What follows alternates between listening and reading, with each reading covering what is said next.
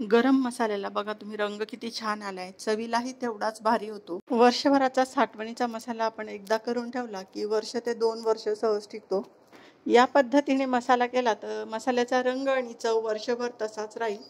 1 kilo मिरची, अर्धा kilo खडे मसाले आणि अर्धा किलो धणे असा एकूण 2 किलोचा मसाला तयार होतो। खडे मसाले बाजारातून आणल्यानंतर लगेच वेगवेगळे स्वच्छ करून घ्यायचे। आता यासाठी घेतले 50 ग्रॅम लवंग घेतले। लवंग मी अगोदरच सगळे मसाले स्वच्छ करून घेतले। यानंतर 50 ग्रॅम मिरे घेतले, 40 ग्रॅम इथे चक्रफूल घेतले, 50 ग्रॅम दालचिनी घेतली आहे, मसाला वेलची घेतली 25 ग्रॅम, यानंतर जिरे 35 ग्रॅम, बडीशेप ही 35 ग्रॅम, शहाजिरा घेतलंय 50 ग्रॅम, दगडफूल 15 ग्रॅम, 15 ग्रॅम इथे तेजपान घेतले। इथे सांगितल्याप्रमाणेच तुम्ही मसाल्यांचं प्रमाण ठेवा। 40 ग्रॅम खसखस घेतली आहे, जावित्री घेतली 25 ग्रॅम,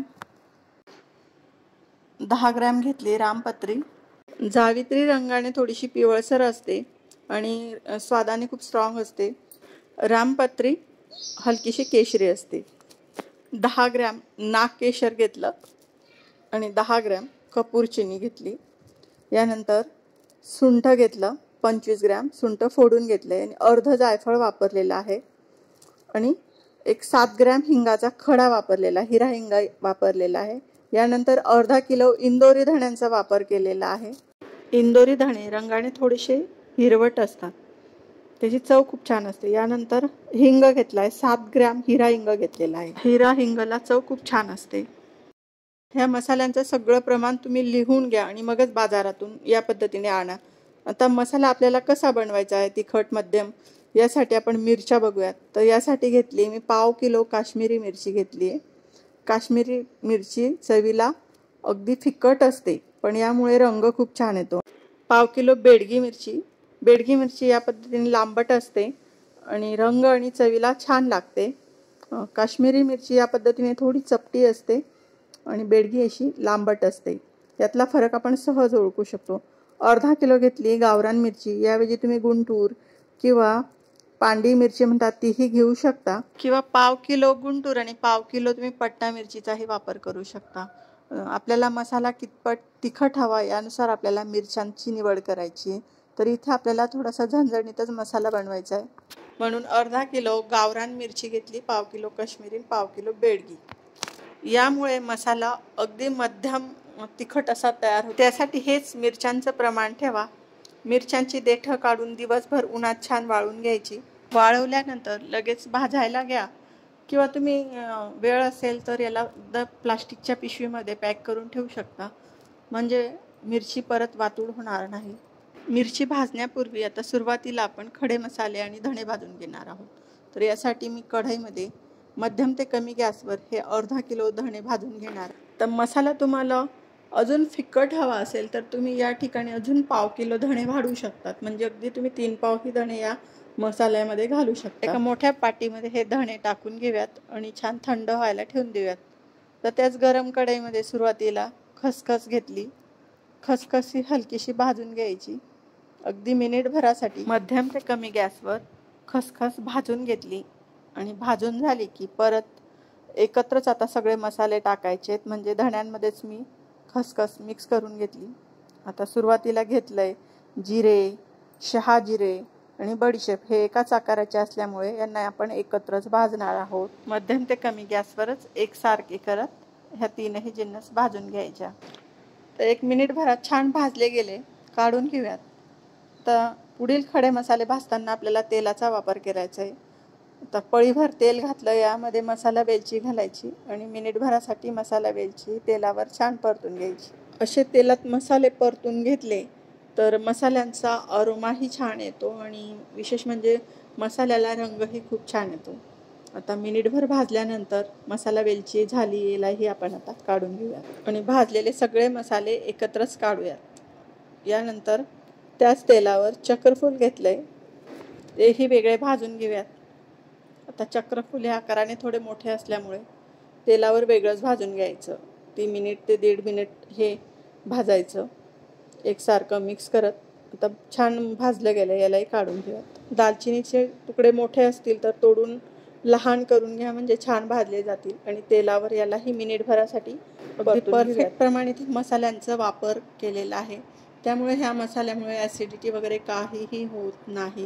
आता दालचिनी छान भाजली गेलेली, आता काढून घेऊयात. यानंतर थोडंसं तेल अजून घालायचं आणि यामध्ये जावित्री आणि रामपत्री एकत्रच टाकून भाजून घेऊयात.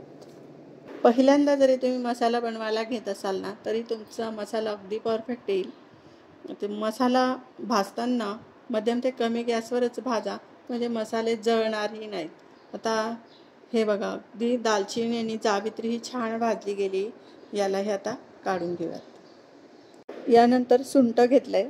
सुंठ हलकंसं फोडून घेतलं म्हणजे भाजायला छान जातं.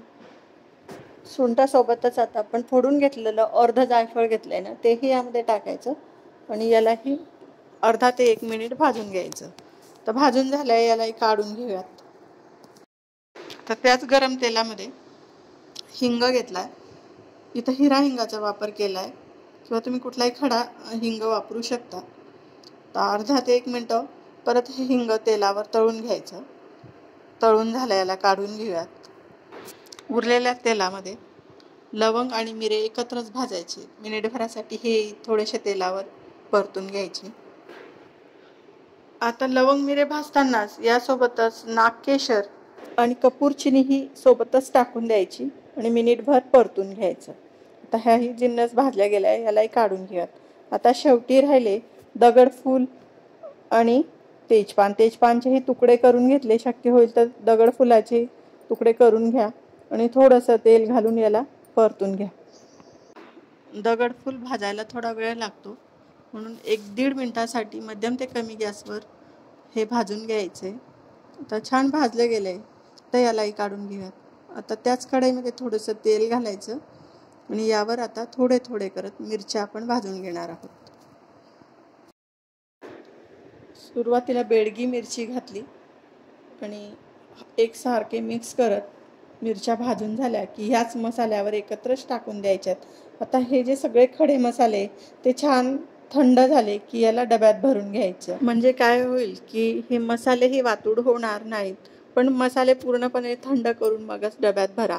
आता इकडे मिरच्याही छान भाजल्या गेल्या, यांना आता काढून घेऊयात. थोडे थोडे करत आता सगळ्या मिरच्या आपण भाजून घेणार आहोत. काश्मीरी मिरची, बेडगी तर मिरची भाजलीच गेली आणि यानंतर आपण घेतली गावरान किंवा गुंटूर मिरची, यानंतर काश्मीरी मिरची. असे करत सगळ्या मिरच्या आता आपण भाजून घेतलेल्या आहेत आणि सगळ्या मिरच्या एका पाटीमध्ये थंड करायला ठेवून दिल्यात.